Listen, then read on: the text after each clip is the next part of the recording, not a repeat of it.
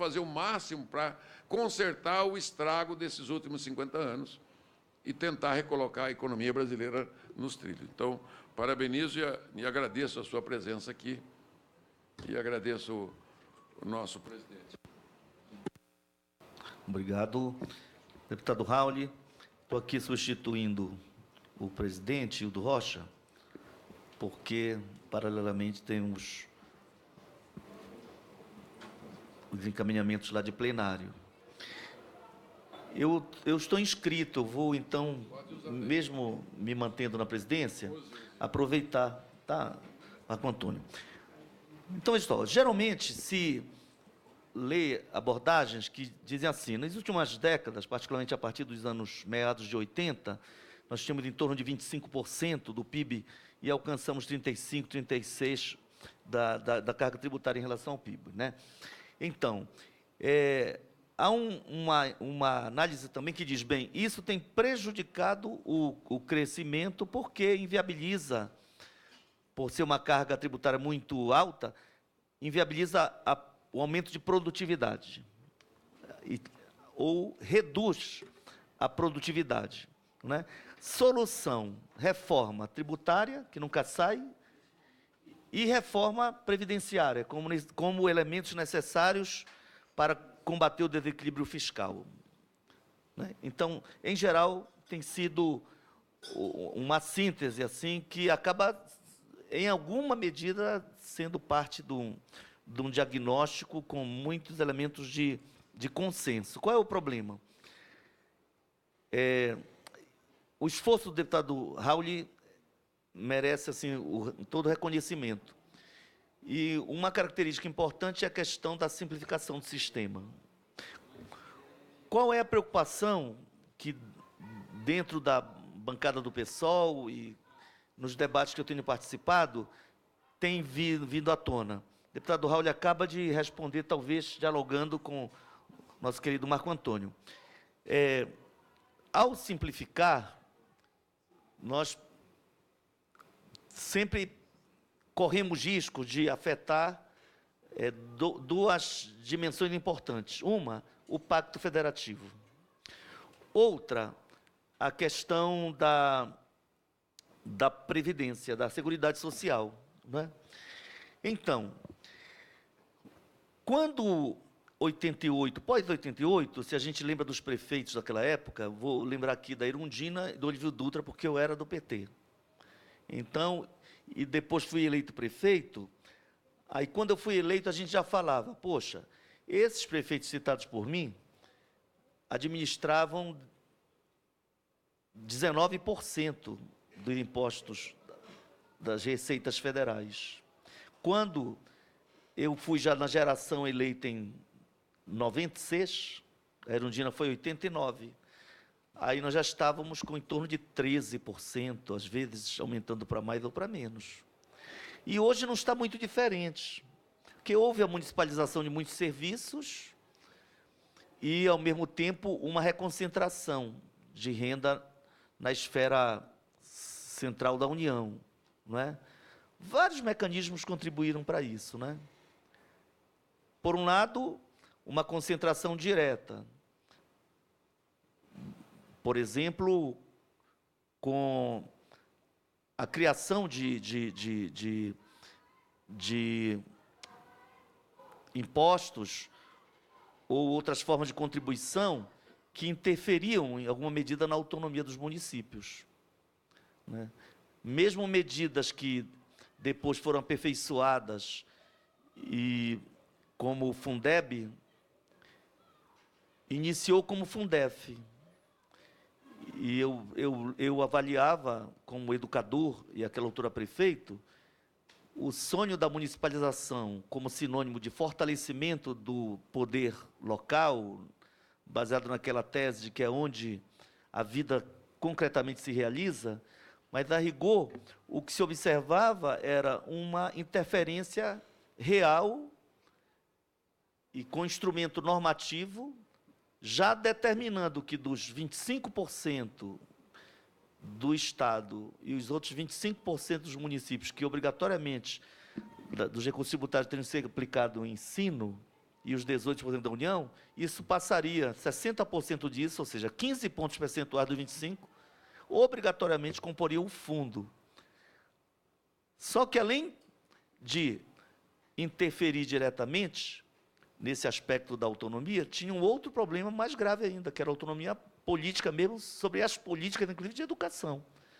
O Fundef, por exemplo, restringia para a idade acima de 7 anos apenas, aos 14, e, por exemplo, impedia que se contabilizasse a educação infantil, o que, a meu ver, implicou num atraso fenomenal ao desenvolvimento humano mesmo no Brasil, porque é a fase até os 6 anos de idade onde todos os mais importantes cientistas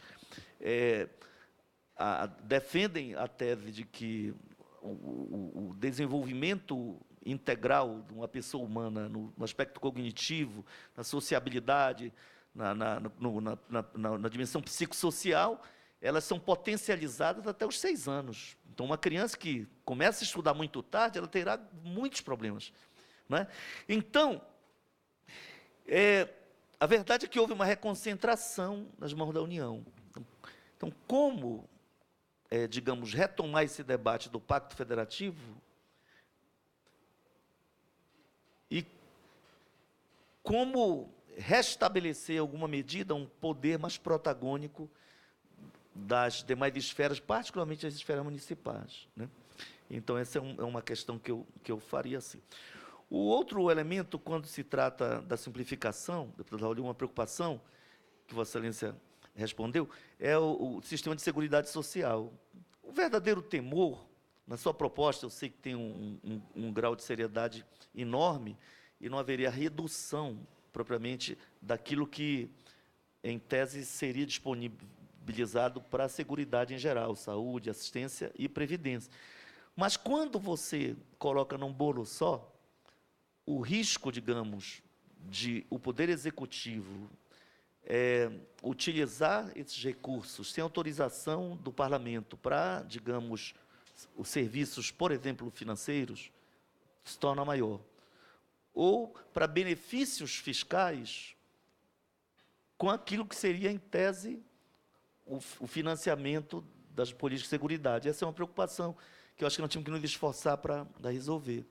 Eu quero dizer, hoje, a gente enfrenta esse debate. Às vezes, prevalece, digamos, um ataque àquilo que seria a fonte da seguridade. Vou dar um exemplo. Quando se definiu estabelecer benefícios que, segundo cálculos, pode ter alcançado 1 trilhão para as petroleiras, não é, que vão explorar algumas poços do pré-sal, se tirou dali, entre outras fontes de recursos, de impostos, recursos do COFINS e da contribuição sobre lucro líquido. Então, você está atacando aí as fontes da seguridade, inclusive da Previdência, no momento que se fala em reforma da Previdência e déficit, não é? Então, assim, mas quando tem vinculação, pelo menos isso fica questionado. Por exemplo, a DRU teve o combate aqui de pessoas que são até da bancada do governo. Vamos pensar aqui no Arnaldo Faria de Sá. Quem não lembra do bom combate, quando eles dizem, não é possível admitir que se tire 100 bilhões da seguridade por ano. O cálculo que ele fazia era este, né? Então, em relação à DRU, que também atingia.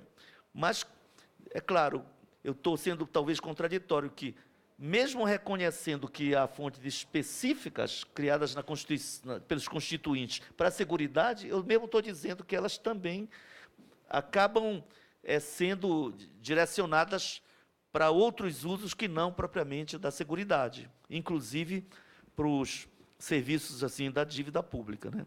Então, assim, eu queria, então, colocar um ponto de vista assim, e algumas perguntas para concluir. A pergunta é a seguinte: deve ter falado, eu cheguei já no meio, sobre imposto sobre fortuna, que é um tema, talvez um dos únicos elementos da Constituição de previsão de impostos que ainda não se conseguiu avançar aqui. E há várias iniciativas e há cálculos também, né, que mostram que seria uma fonte importante. Aí não se trata de simplesmente taxar qualquer, digamos, pretensamente endinheirado, mas realmente aqueles que têm muito dinheiro, né? Segundo, lucros e dividendo, né? Porque eu acho que isso é fundamental, porque tem relação com outra questão, que é a capacidade contributiva, né? Então, se você compra um botijão de gás, por 2 botijões lá, por R$100, no Pará já está em 60 e pouco, 120. Eu vou dizer que são R$100. Uma coisa é o pobre, que muitas vezes não tem como fazer a janta quando almoça, pagar sobre aqueles 2 botijões 17%. Né? Outra coisa é quem tem uma renda de 30 mil ou 60 mil, né? Ou é um empresário realmente muito poderoso. Então, a capacidade contributiva, ela é afetada por questões como lucros e dividendos, que realmente, segundo o IPEAS, alcança em média de 7%, né? Então, outra questão é, a meu ver, a central é da progressividade. Eu acho que tem a ver também com taxar o consumo ou taxar a renda, né? Mas mesmo quando se taxa a renda, você pode ser menos injusto, né? Eu já tive uma fase da minha vida que passar de um salário de 4 e pouco para 5 e pouco representou ganhar menos. Porque eu entrei naquela faixa dos 27,5%, se não me falha a memória. Entendeu? Por quê? Porque você tem 4 faixas apenas atualmente, não é isso? Se não. Então, saiu de uma e... Então, como estabelecer alíquotas, digamos, alíquotas, e um grau de progressividade que permita que realmente alguém que torça para ter um reajuste, depois não chore por ter obtido, porque ele entra numa outra faixa, às vezes por R$100, R$200 a mais, ele perde mais que isso, porque são muito largas as faixas. No caso do IPTU em Belém, quando eu fui prefeito, nós resolvimos criando 10 ou 12 faixas. Aí você consegue estabelecer e isentar os que tinham imóveis com valor venal até estabelecemos um parâmetro, aquela altura de 19 mil e poucos reais. Isso criou, assim, numericamente, algo impactante. As pessoas diziam, como? De 260 mil imóveis domiciliares, você isenta 178 mil, 180 quase. Como? Vai cobrar de 80, de 100 mil,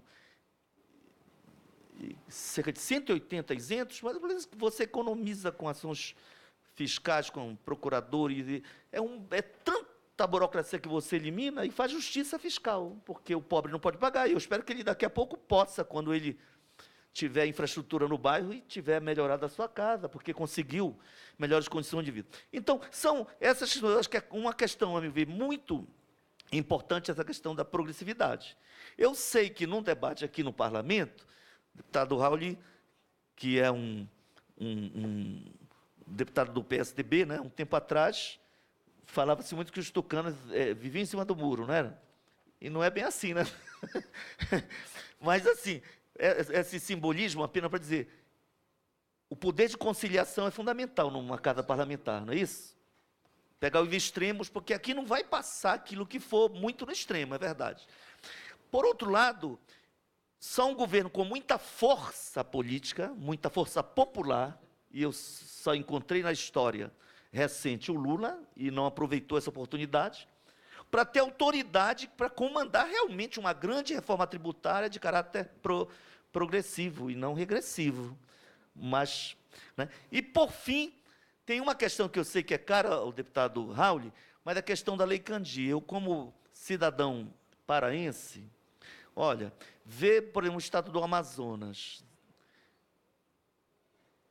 ter benefícios para manter a Zona Franca de quase 30 bilhões ao ano, não é isso? Ano passado foi 28 e pouco. Quase 30 bi para manter aquelas multinacionais montadoras lá.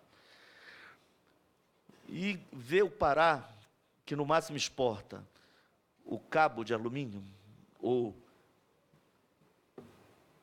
vários minérios in natura, realmente é doloroso saber que, para você ter uma ideia, se a gente pensa, o ferro hoje, acho que é 1,5 milhão de toneladas dia. Pouca gente sabe, o sistema ferroviário é pobre no Brasil e no Pará, né? Mas, se a ferrovia não é tão grande, o maior trem do mundo é o que leva minério de ferro do Carajás e está aqui no Maranhão. É o maior trem do mundo, é muito minério de ferro. E zero de ICMS para exportação de produtos primários ou semi-elaborados, né? Então, eu, pessoalmente, concluo com essa frase, eu não sou principista em relação a benefícios fiscais, mas eu acho que todo benefício que se eterniza como dispositivo constitucional é prejudicial. E todo benefício que é feito de forma linear favorece grandes e pequenos na mesma proporção e prejudica os pobres, principalmente, tudo que é pensado linearmente, porque exatamente a capacidade contributiva não é a mesma num país tão estratificado e com tantos desempregados. Desculpe eu ter falado tantas coisas assim, para vocês que têm um acúmulo tão grande, o deputado Raul, que realmente tem, nesses 27 anos de mandato, assim, acumulado principalmente nessa questão, mas são realmente preocupações muito sérias, digamos, ainda que elas, digamos, tenham sido apresentadas aqui de forma meio desorganizada. Muito obrigado.